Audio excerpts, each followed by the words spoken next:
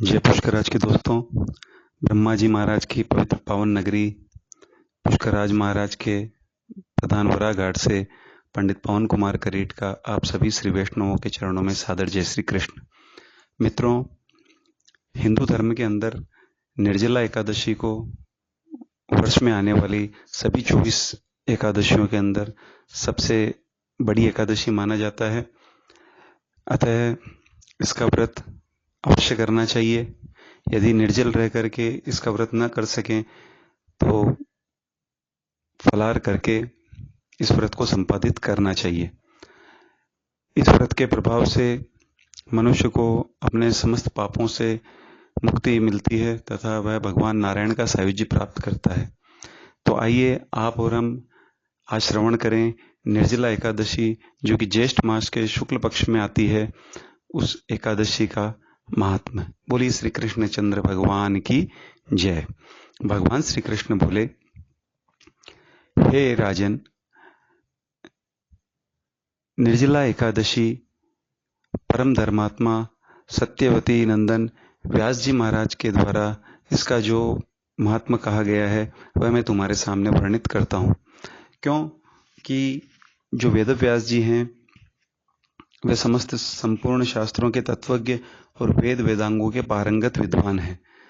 तब वेद व्यास जी कहने लगे, दोनों ही पक्षी की एकादशियों को भोजन न करें, अन्न ग्रहण न करें।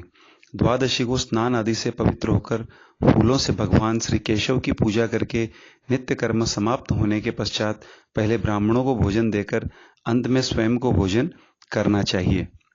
जनना शौच और मरना शौच, अर्थात किसी के घर में यदि किसी बालक का जन्म हुआ है और उसका शुद्धिकरण का पूजन नहीं हुआ है, नावण नहीं हुआ है, तब भी, अथवा किसी के घर में किसी परिजन की मृत्यु हो गई है और उनके 12 दिन नहीं हुए हैं, घर में सूतक है, फिर भी एकादशी को भोजन नहीं करना चाहिए। अतः जनना शौच और मरना शौच में भी एकादशी ही सनातन धर्म के अंदर एकमात्र ऐसा व्रत है जिसका व्रत जनना शौच और मरना शौच में भंग नहीं होता है। यह सुनकर भीमसेन बोले, परम बुद्धिमान पितामह, मेरी उत्तम बात सुनिए। या राजा युधिष्ठिर, माता कुंती, द्रौपदी, अर्जुन, नकुल और सहदेव ये सभी एकादशी को कभी भोजन नहीं करते तथा मुझसे भी हमेशा यही कहते हैं कि हे भीमसेन, तुम भी एकादशी को अन्न मत खाया करो। किंतु प्रभु, मैं इन लोगों से यही कह दिया करता हूं कि मुझसे भूख नहीं सही जाएगी।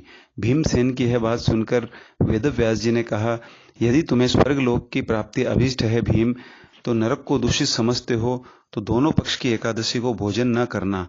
तब भीमसेन बोले, महाबुद्धिमान पितामह, मैं आपके सामने सच्ची बात कहता हूँ। एक बार भोजन करके भी मुझसे व्रत नहीं किया जा सकता, फिर उपवास करके तो मैं कैसे रह सकता हूँ? क्योंकि मेरे उदर में, हे पितामह, व्रक नाम की अग्नि सदा प्रज्वलित रहती है।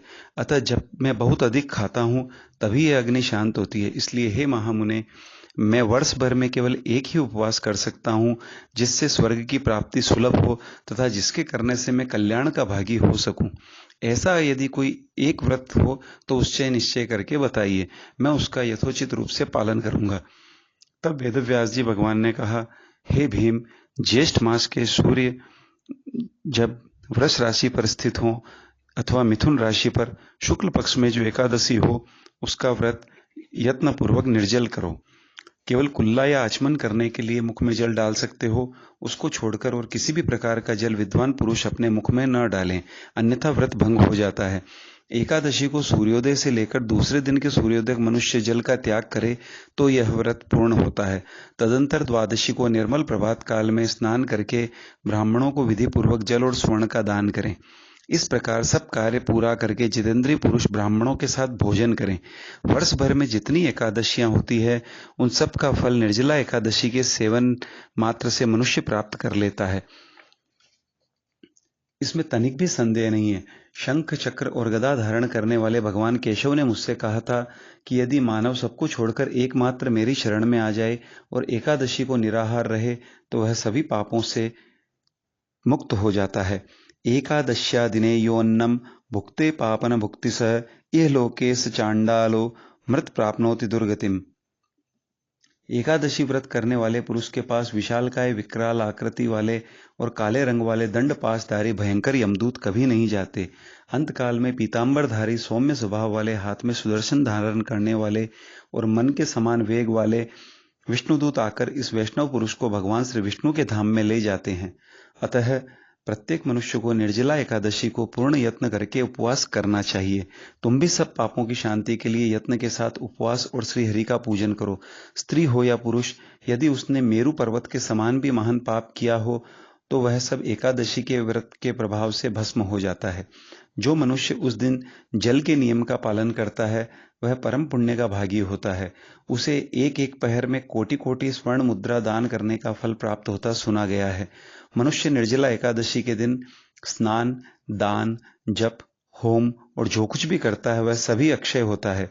वह भगवान श्री कृष्ण को परम प्रिय होता है।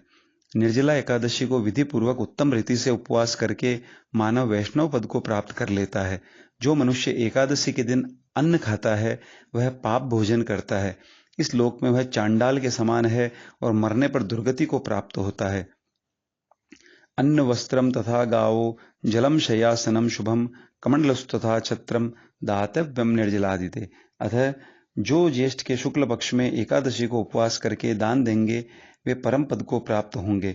जिन्होंने एकादशी को उपवास किया है वे ब्रह्मत्यारे, शराबी, चोर तथा गुरुद्रोही होने पर भी सभी पापों से मुक्त हो जाते हैं।